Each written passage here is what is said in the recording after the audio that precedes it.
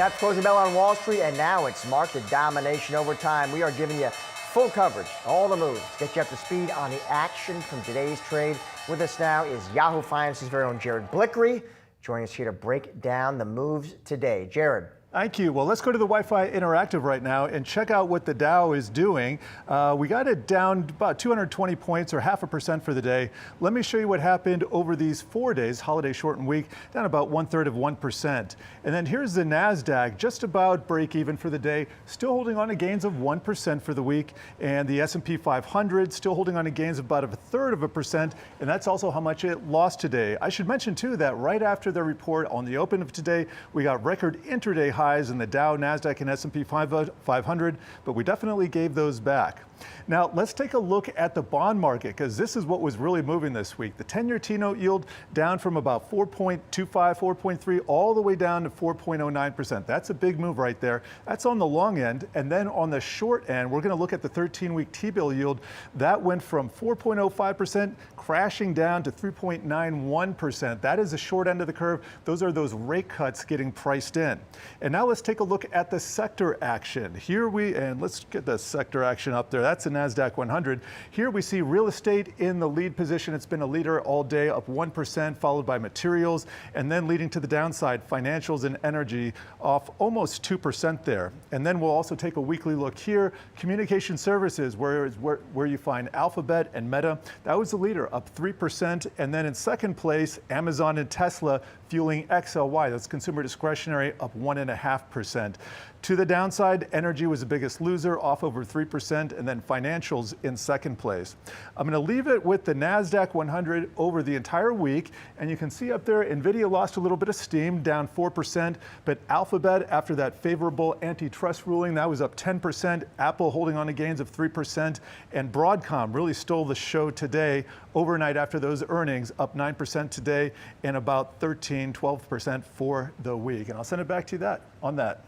All right, thank you, Jared. Fed independence remains in focus, and our next guest has said Fed independence is, quote, sacrosanct. Let's welcome in now Phil Orlando, Federated Hermes Chief Market Strategist. Phil, welcome to the show. I want to get to your views on the Fed, of course, Phil, but first, your take on that jobs report we got this morning, Phil. I want to get your take, and I want to get what you think of the market's response to that. Well, the jobs report this morning was terrible, but it was not terrible in isolation. We've seen deteriorating labor market data over the course of the last couple of months. And then just this week, if you looked at the totality of the data, look at it as a mosaic. The initial weekly jobless claims were poor. ADP in August was half of it was in July. The JOLTS report was much weaker than expected. The challenger layoffs were significantly higher. So there really wasn't any place to hide in the labor market. And this is not a surprise that we've seen the labor market data deteriorating over the last couple of months. You look at the last 4 months, for example, non-farm payrolls are averaging like 25,000 a month. Earlier this year, the first 4 months of this year, they were up 125,000. And last year, we were averaging about 168,000. So again, the Federal Reserve up until now has been sort of ignoring the deterioration in the labor market, seemingly focused more on their concerns about inflation. But today was too significant a wake-up call. And that's why I think the market has come to the realization that we're going to start to get some rate cuts starting in September. So the labor market has been cooling, Phil. What does this all mean for the broader economy? Well, the broader economy has been slowing as well. During the first half of the year, we'd like to think that we're sort of troughing here in the second quarter and starting to turn up. If we look at second quarter earnings, which are just about completed, our earnings were much better than expected. Revenues were much better than expected, up about 6% on revenues, up about 12% on earnings on a year-over-year basis.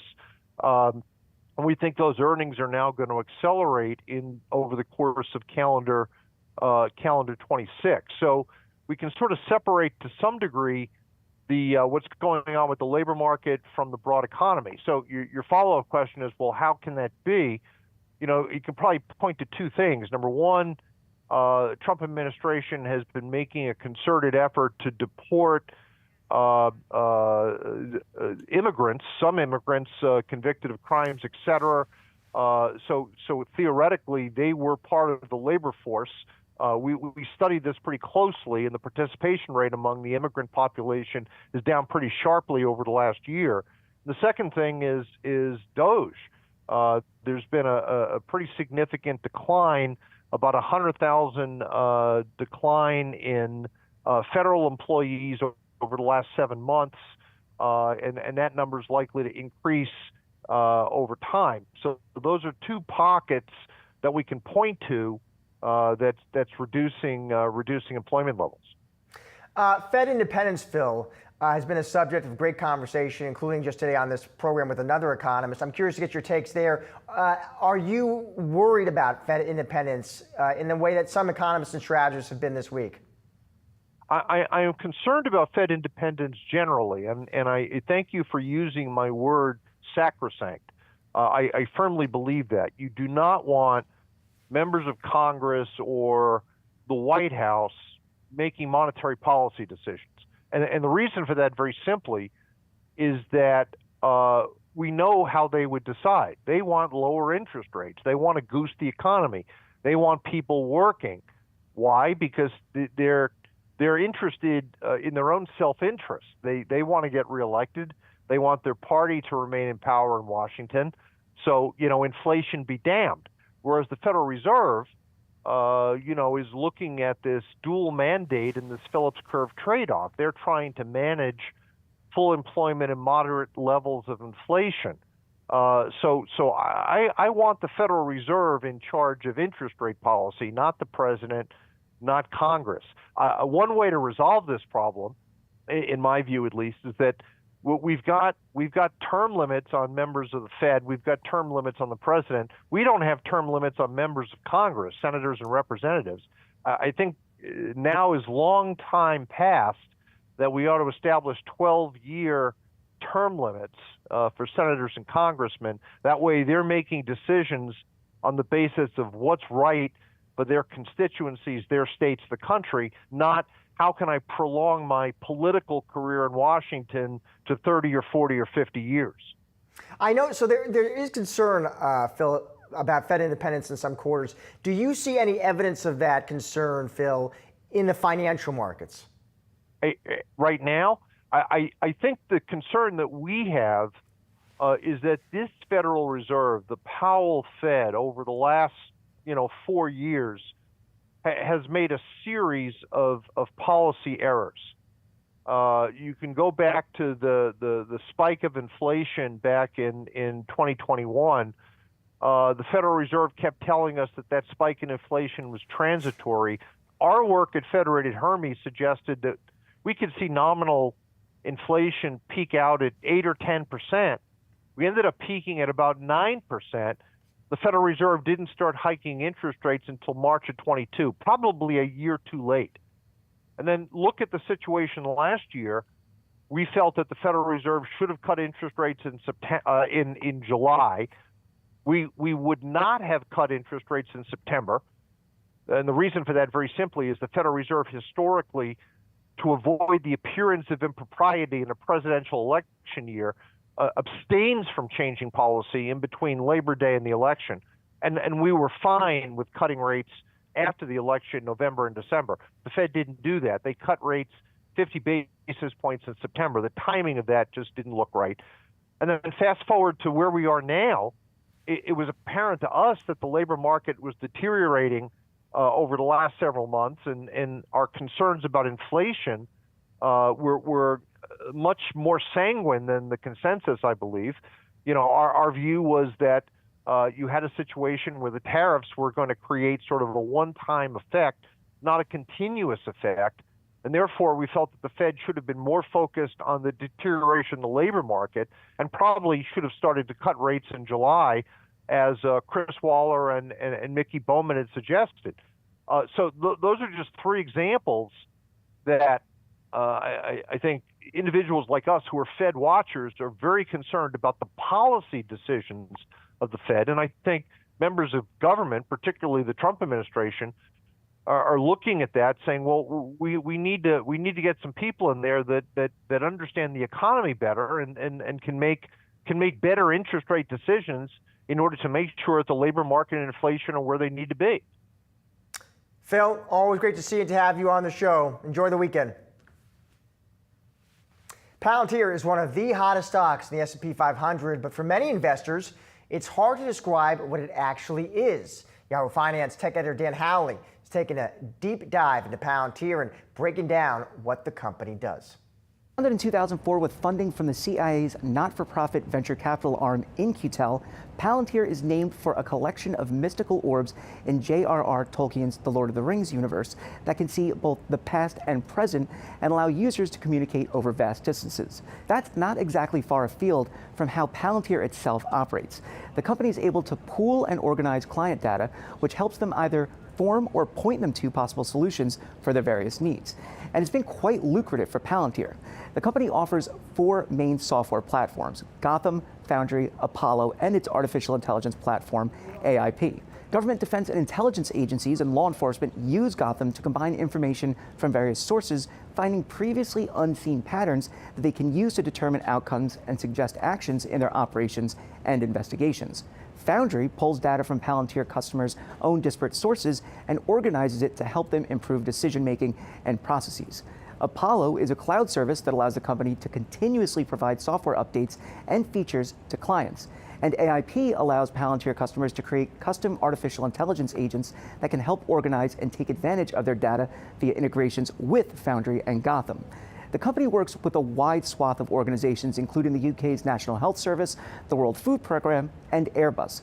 But Palantir's most well-known clients include those in the defense and intelligence sectors. Palantir has also faced heavy criticism for its work with immigration and customs enforcement, as well as with the Israeli Defense Force. CEO Alex Karp doesn't shy away from Palantir's more controversial work either. During one of the company's earnings calls, he said, "Palantir is here to disrupt and make the institutions we partner with the very best of the world, and when it's necessary, to scare enemies and, on occasion, kill them." More Market Domination Overtime coming right up.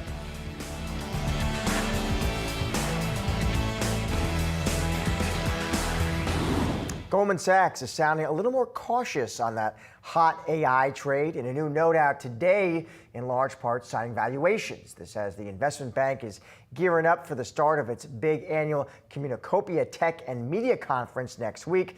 My colleague Brian Sazi spoke to Eric Sheridan, Goldman Sachs co-head of TMT Research, about that tech trade. I think there's a couple things around the labor market that impact the technology field. Number one, most of the companies I cover continue to be balancing legacy operating cost efficiencies with the need to reinvest in the forward AI curve over the next 3 to 5 years. So you have sort of a push and pull, the way these companies talk about legacy costs and forward investments that can have an impact on employment numbers. I mean, most of the companies I cover have had low to no net employee growth over the last 6 to 8 quarters as they've realigned their organizations for where they're going over the longer term with respect to AI. It's sort of pulling OPEX out of the business model with an eye towards putting that capital back into capital expenditures that go toward the infrastructure layer. Really enjoyed your team's AI note this morning. I believe it was by Ryan Hammond and a very large team doing work on this.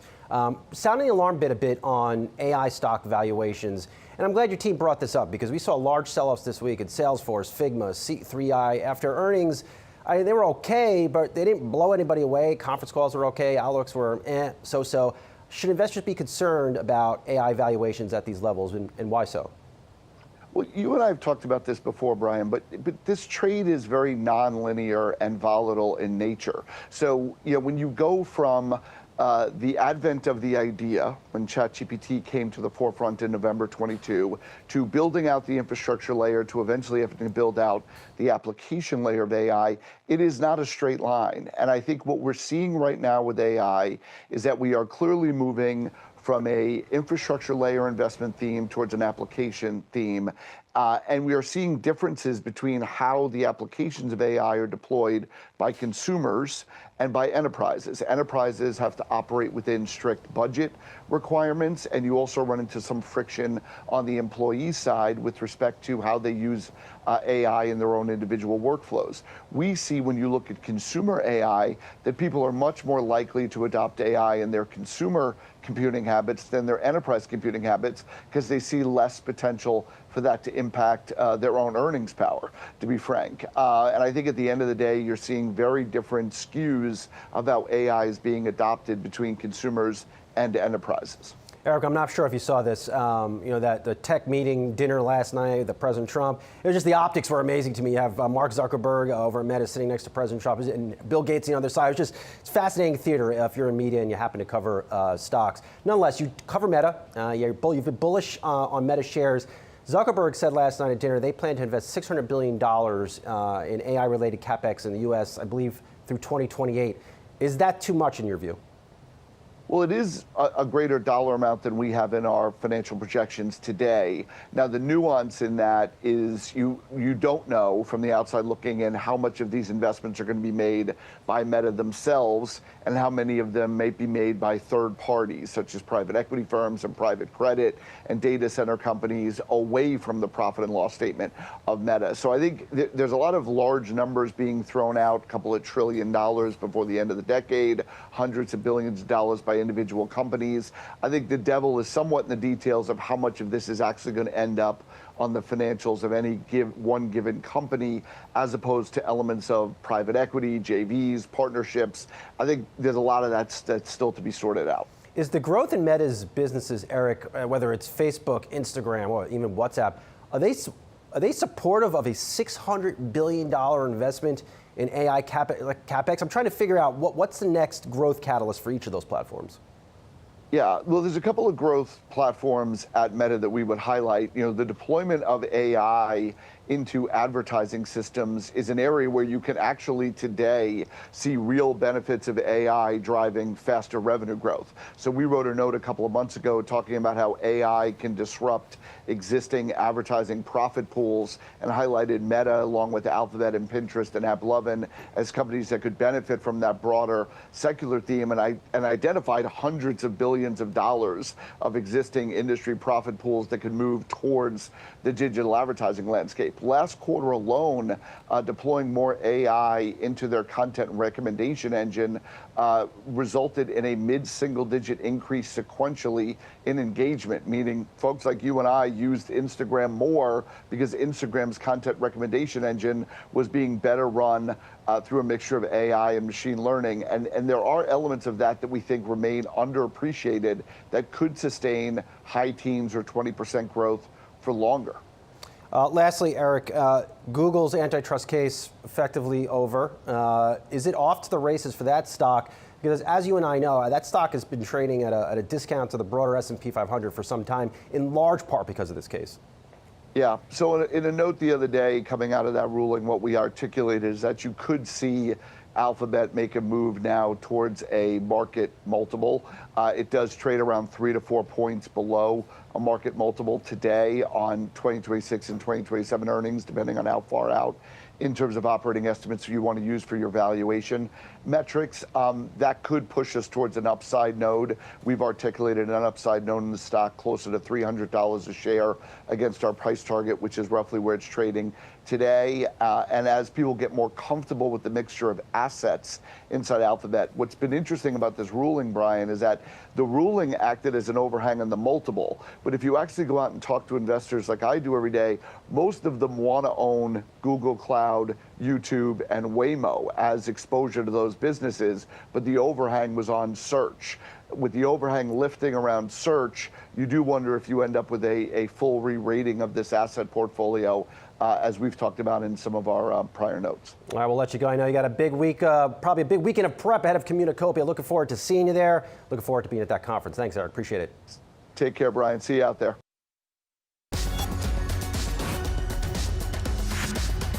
Time now for To Watch in the markets. We're going to start off on the earnings front. A lot of big names reports coming in, including Oracle, GameStop, and Kroger.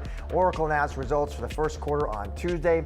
Analysts expecting strong AI demand to propel Oracle in Q1, with Microsoft and CoreWeave showing big gains in cloud services tied to AI that should also benefit Oracle. Investors will be keeping a close eye on spending as well, with Oracle shelling out more on data centers and infrastructure. Moving over to the economy, fresh inflation data coming in on Wednesday with PPI, that's the Producer Price Index. Economists forecasting both total and core PPI to slow to 0.3% on a month-over-month basis. And sticking with inflation, we're also be getting the Consumer Price Index, or CPI, on Thursday. Those numbers expected to show little change compared to July, with headline and core CPI coming in at 0.3% respectively on a month-over-month basis.